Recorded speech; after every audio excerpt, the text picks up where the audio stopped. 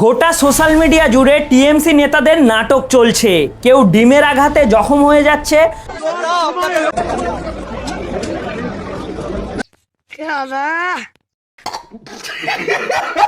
আবার কেউ চোর স্লোগানে অজ্ঞান হয়ে যাচ্ছে।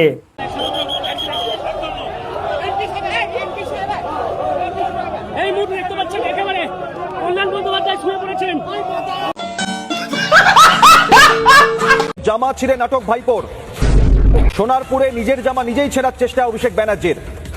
সোনারপুরে নিজের জামা নিজেই ছেঁড়ার চেষ্টা ভাইপোর। দেখো, ভাইপো জখম হয়েছে আর কাকা ভিডিও না করলে চলে? তাহলে চলো শুরু করা যাক। সবাইকে রাম রাম, ছোটদের বুক ভরা ভালোবাসা আর বড়দের প্রণাম।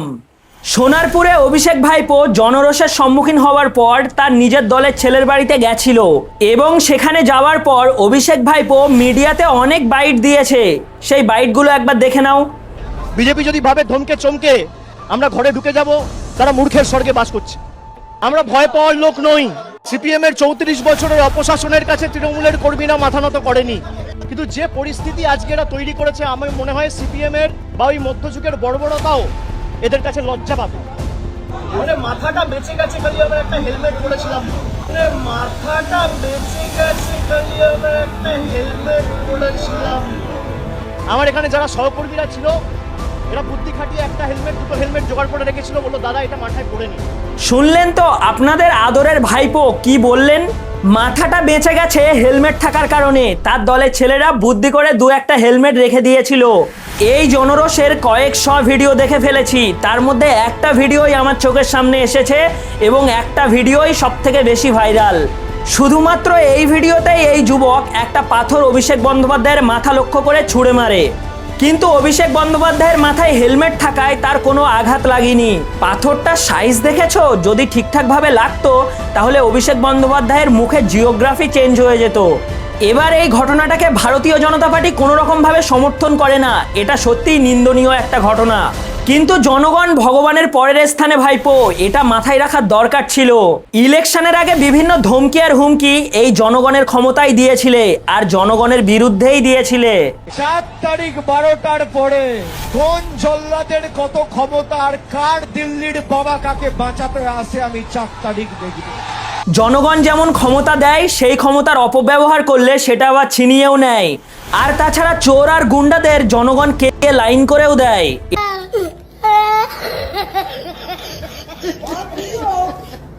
এটা তোমার বোঝার দরকার ছিল। কালকে অভিষেক বন্দ্যোপাধ্যায়ের সাথে সোনারপুরে যে ঘটনাটা ঘটেছে, সেই ঘটনাস্থলে মারধর বেশি একটা হয়নি, শুধু ডিম ছোড়া হয়েছে। যদি কালকে সোনারপুরের জনগণ ভাইপোকে খুব মারধর করতো, তাহলে ওই টিএমসি কর্মীর বাড়িতে গিয়ে মিডিয়াতে অতগুলো বাইট দিতে পারতো না অভিষেক বন্দ্যোপাধ্যায়। কিছু কিছু চটি চাটা নেতারা আবার বলছে যে টিএমসির আমলে কোনো বিরোধী দলের নেতার ওপরে এরকম মারধর করা হয়নি। মনে আছে এখান থেকে বেশ কয়েক বছর আগে একটা ভরা মঞ্চে অভিষেক বন্দ্যোপাধ্যায়ের গালে ঠাঁটিয়ে চড় মেরেছিল একটা ছেলে? শুধুমাত্র একটা চড়ের কারণে এই ভাইপোর গুন্ডারা সেই ছেলেটাকে নির্মমভাবে খুন করেছিল। একটা বিজেপি কর্মী ছেলে তার মায়ের সাথে ভাত খাচ্ছিল, সেই ভাতের থালায় তাকে গুলি করে হত্যা করেছিল এই ভাইপোর গুন্ডারা। উত্তরবঙ্গে আমাদের বর্তমান মুখ্যমন্ত্রী শুভেন্দু অধিকারীর গাড়ি সমেত জ্যান্ত জ্বালিয়ে দেওয়ার পরিকল্পনা করেছিল এই ভাইপোর গুন্ডা বাহিনীরা। আমি টিএমসির নেতা এবং চটিচাটা চামচাদের কাছে একটা প্রশ্ন করতে চাই, 2021-এর পোস্ট পোল ভাইলেন্সে কেন কেউ মুখ খোলেনি?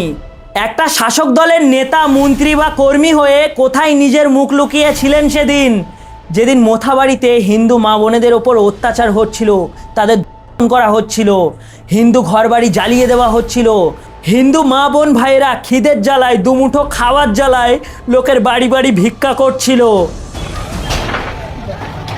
আমার দোকান বাড়ি ঘর দেখে সব শেষ করে দিয়েছে।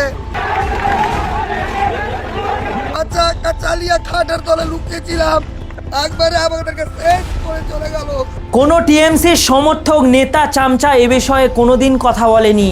মুর্শিদাবাদের হরগোবিন্দ দাস, চন্দন দাসের নির্মম অমানবিক হত্যাতে কোনো টিএমসির চটি চাটা নেতা মুখ খোলেনি, কেউ প্রতিবাদও করেনি। আর কালকে সোনারপুরের জনগণ শুধুমাত্র অভিষেক বন্দ্যোপাধ্যায়ের উপরে একটু ডিম ছুঁড়েছে, তাতেই এই চটি চাটা নেতাদের কি অভিমান!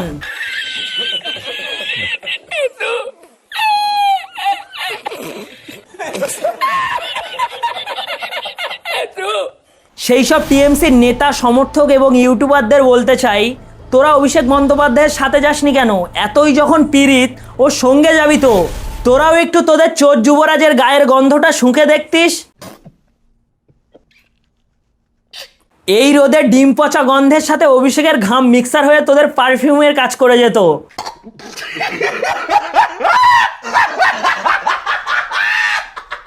এই টিএমসির পার্টি অফিস থেকে কিন্তু তরবারি পাওয়া গেছে, হাজার হাজার লাঠি পাওয়া গেছে। তখন কাউন্টারে মদ পাওয়া যাচ্ছিল না, কিন্তু এদের পার্টি অফিসে মদ পাওয়া গেছে। আমরা খুব ভালোভাবেই জানি যে আজকে যদি ভুলবশত টিএমসি জিততো তাহলে বিজেপি সমর্থক এবং নেতাদের কি হালটা করতো। এটা একটা ছোট্ট ঘটনা, জনগণের রাগ জনগণ উগরে দিয়েছে। আমার তো খাঁটি বাংলা ভাষায় গালি দিতে ইচ্ছা করে এইসব চটিচাটাদের, কিন্তু বাবা বারণ করেছে যে একদম গালাগালি দিবি না, সেই জন্যই নিজেকে কন্ট্রোল করে রেখেছি। আচ্ছা, আমি টিএমসির নেতাদের কিছু প্রশ্ন করতে চাই। যারা বলছেন বাংলার বুকে কেমন সরকার আসলো যে অভিষেক বন্দ্যোপাধ্যায়কে প্রোটেকশন দিতে পারলো না, তাদেরকে বলে দিচ্ছি, এই অভিষেক বন্দ্যোপাধ্যায় বিজেপিকে, কেন্দ্রীয় বাহিনীকে অকথ্য ভাষায় বারবার গালিগালাজ করেছে। তার মধ্যে আমি একটা মন্তব্য বলছি, কেন্দ্রীয় বাহিনী নাকি বাংলার বুকে মা বোনেদের ইজ্জত লুট করতে আসে। বিজেপির সেই কেন্দ্রীয় বাহিনী সোনারপুর থেকে অভিষেক বন্দ্যোপাধ্যায়কে সুরক্ষাপূর্বক হসপিটালে দিয়ে এসছে। তোমার লজ্জা লাগা দরকার ভাইপো, যখন টাকার পাওয়ার ছিল তুমি তখন মানুষকে মানুষ জ্ঞান করতে না। তুমি যাদেরকে অকথ্য ভাষায় কুমন্তব্য করতে, আজ তারাই তোমাকে সুরক্ষাপূর্বক হসপিটালে নিয়ে গেছে। ভাইপো, মানুষ হতে শেখো, কারণ মানুষ মানুষের কাজে লাগে। কোন মানুষ কখনকার কাজে লাগবে কিচ্ছু বলার নেই, তাই মানুষের সঙ্গে ভালো ব্যবহার করতে শেখো। সত্যি আরেকটা কথা তো বলতেই মনে ছিল না, কালকে সোনারপুরে অভিষেক বন্দ্যোপাধ্যায়ের উপর ডিম ছোড়ার পর মমতা পিসি কি বলছে একবার শুনেছো? কালকে অভিষেককে হসপিটালে নিয়ে যাওয়ার পরে অভিষেকের নাকি প্রেগন্যান্সির লক্ষণ দেখা দিচ্ছে। এই দেখো, তোমরা আমার মুখের দিকে তাকিয়ে হাসছো। আরে আমি বলছি নাকি, অভিষেকের পিসিই বলছে। গা বমি বমি করছে, মাথা ঘুরছে, প্রেশার ফ্ল্যাকচুয়েট করছে। আসবে আমার ঘরে আমার ছোট্ট সোনা। পিসি ভাইপোকে বারবার বলছে যে তুই আমার ভাইপো হয়ে নাটকটাও ঠিকঠাকভাবে করতে পারলি না। মিডিয়ার সামনে ওখানে বলার কি দরকার ছিল যে হেলমেটের জন্য আমার মাথা বেঁচে গেছে? মাথাটা বেঁচে গেছে খালি আমরা একটা হেলমেট পরেছিলাম। এখানেই সব থেকে বড় ভুল করেছিস, যার জন্য নাটকটা জমলো না। আমি পিসিমণিকে বলতে চাই, দেখো নাটকটা তুমিও কিন্তু ভালোভাবে করতে পারোনি। পায়ে ব্যান্ডেজ করে হুইল চেয়ারে বসিয়ে দিল, তুমি মনের ভুলে বারবার পা নাচিয়েছো, এমনকি রেজাল্টের পরে চড়াম করে লাফিয়ে উঠেছো। না পিসি, তুমিই বলো, তুমি যদি ভালোভাবে অভিনয়টা শেখাতে আজকে অভিষেককে, তাহলে আজকে টিএমসির এই সিনেমাটা ফোলাপ হতো না। দেখো, অ্যাকশন হলো, অ্যাক্টিং হলো, এবার একটু কমেডিতে ফেরা যাক। টিএমসির কুণাল দাদু চোর চোর স্লোগান শুনে মাথা ঘুরে পড়ে গেছে। না, তোমরা নিজের চোখেই ভিডিওটা দেখে নাও, কেউ গায়ে হাত দেয়নি, চোর চোর স্লোগান শুনেই বেহুশ হয়ে গেছে। আরে আরে, কুণাল দাদুকে কে একটা কালো গামছা না রুমালের বাড়ি মারলো না?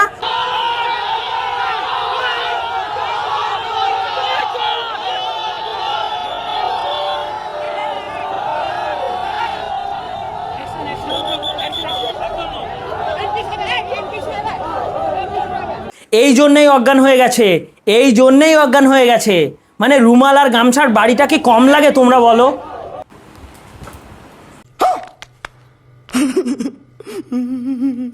এই এই ধর ধর ধর, কুণাল দাদুর গালে কেউ একটু জল দে, কেউ একটু জল দে। তুই প্যান খুলছিস কেন? মুতবি নাকি বোকা? मतलब वो अलग ही लेवल का बंदा था।